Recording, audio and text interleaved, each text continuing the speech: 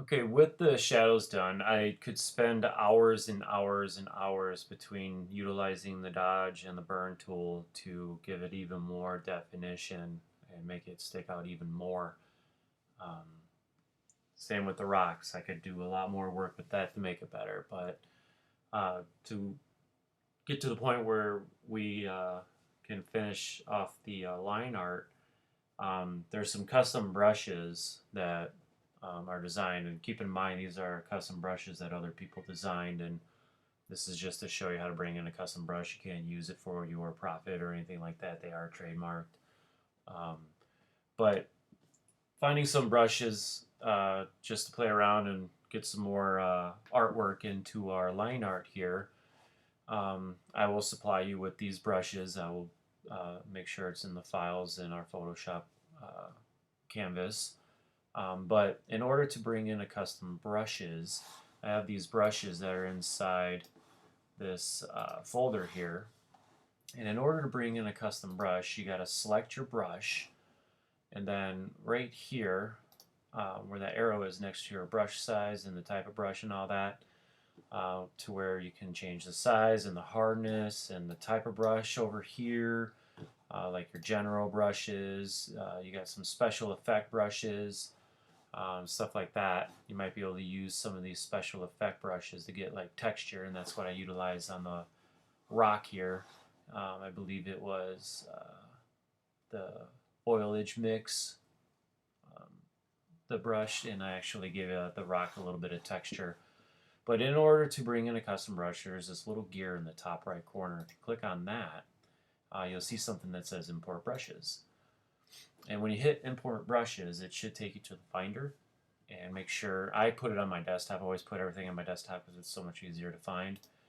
So if I go to my desktop and here's my brushes folder right here, I will click on the brushes to open up all this, and it's going to have every single brush, and I'm going to shift click on every brush to make sure they're selected because I want all of them in there. And when I have them all selected, hit open. And usually by default, when you bring in custom brushes like that, CC creates them in folders and stuff, but they should put them towards the bottom. And you should have a lot of mountain brushes, moon and planet brushes, rock brushes, tree brushes, water brushes, stuff like that. And just to show you how this works, I'll be able to show you a couple of times with some of the stuff. I'll bring in a moon, for example, and I'm just going to keep this stuff on its own separate layer. So anytime you're going to be doing one of these custom brushes, keep it on your own layer. So put it right above the background. Go back to the brushes and select moon, open that folder up. And you got like moon 1, moon 3, moon 7. There's one called Earth. There's a shooting star one. In order to see what these are actually going to look like, I'm just going to go ahead and select moon 1. And let's see what it does. And I'm going to size up my brush. So give it a big moon or something. You got to be very careful. I messed up. I'm just going to hit the reset default because the brushes are only allowed to use one color. Because the moon is very bright and white, just make sure your foreground is set to white. Whatever your foreground color is going to be is what the color of your brush is going to be. So be very careful. And then once my foreground set to white and I click once, and I was able to apply a moon. And just by adding that has really changed the appearance dramatically. It's a nice, really big moon and stuff like that. I like that. I'm going to keep that. That's my point of light right there, part of it.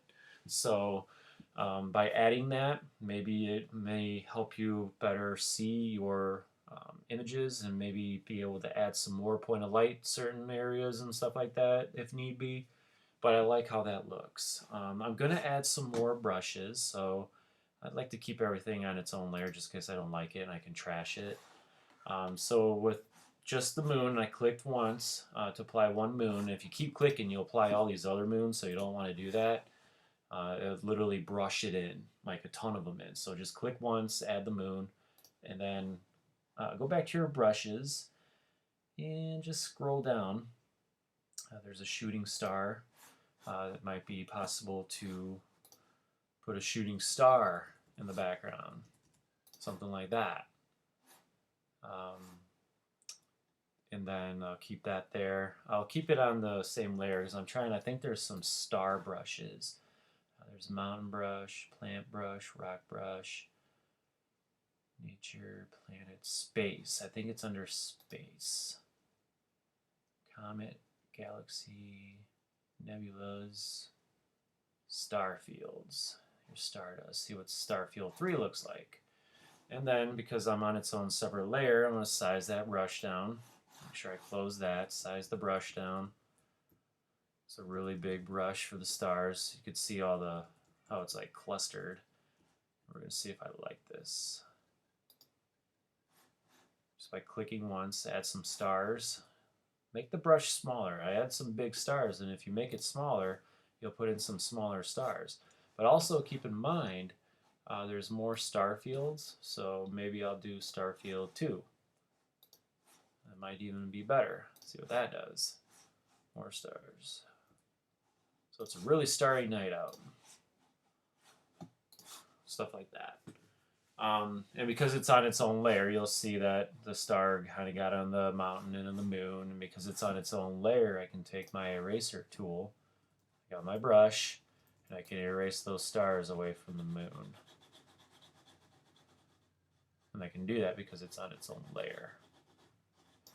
Same thing with the mountains here. So just adding a couple of brushes really changed the appearance of your image, and you have the option of playing around. You don't have to have moons and stars. Keep in mind there's tree brushes here. Maybe you put a tree in there or something. Let's see, what else do we have? Some nature scales. There's grass in there. There's more comets. There's galaxies. There's clouds.